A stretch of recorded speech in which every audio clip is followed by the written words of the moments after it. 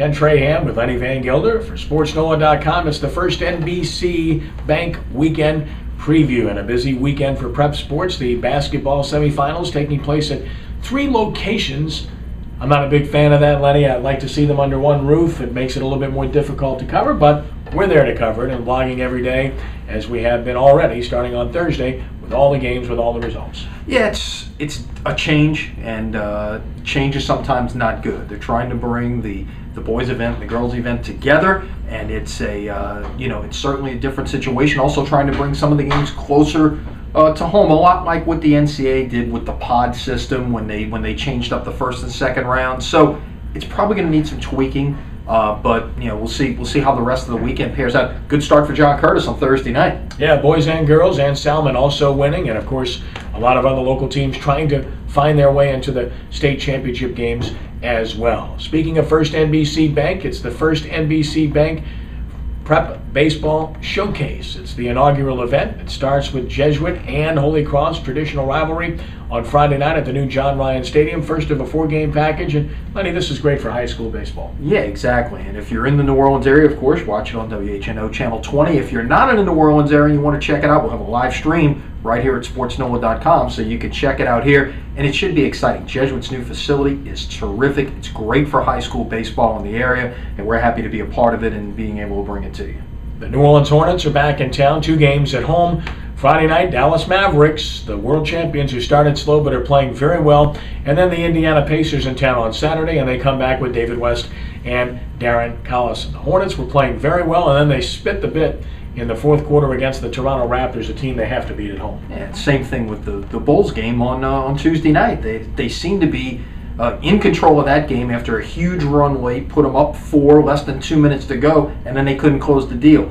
A little bit more protracted, if you will, on Wednesday night against the Raptors, but got to be able to finish games. And I guess a lot of that comes back to experience. May not see Dirk Nowitzki tonight for Dallas. Be interesting to see. Yeah, which certainly would help the Hornets' cause. By the way, keep an eye out for the likes of Jason Smith with his concussion and Carl Andrew with his knee. Sources tell us they're getting very close to returning, but not Emeka Okafor. Of course, it's franchise tags, deadlines on Monday. Lenny, I don't know what to expect, but I just think, like everybody else, that it's probably not a good idea to put that thing on Drew Brees. No, it's really not. And you'd like to get a deal done. And, unfortunately, the media out there, everything is so much involved around the NFL that any morsel of information that goes out there gets blown out of proportion. The latest thing is this Mickey Loomis comment that he corrected reporters saying Drew Brees isn't great, he's very good, whatever there is to that. The Yahoo Sports report yesterday that got blasted all over 10, including of course on our site as well, and drawing a lot of traffic out there. But still, it's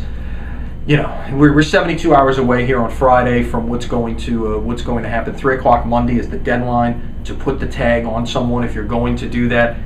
That's a lot of time in this business. We saw how much a collective bargaining agreement you can get accomplished in a span of 72 hours. You can do the same thing when it comes to contracts. And of course, speaking of spitting the bit, LSU basketball did that after putting themselves in a great position. They promptly got swamped at Ole Miss and then blew a lead against Tennessee and lost. They'll play on the first day of the SEC tournament in New Orleans coming up next weekend. Yeah, they've got Auburn on Saturday on the road. They'd like to go in on a good note. You mentioned they will play on Thursday. Be interesting to see how it all plays out. It's a pretty good chance they could actually get on the other side of the bracket from Kentucky, which in front of home fans and things like that, I think anybody other than Kentucky is beatable. You could stay away from them. Maybe LSU's got the opportunity to win 3 games, get to the finals. Who knows what happens in a 1-game situation. Maybe they could find a way to play themselves into the tournament. But as I mentioned in my blog this morning on SportsNola.com, I think everyone in Louisiana at this point probably has to win their conference tournament to get in, assuming they're eligible for postseason. Finally, college baseball, LSU and Dartmouth. Don't know that we'll find out much about the Tigers against Dartmouth. They did score runs in their 2 midweek games. That's an improvement.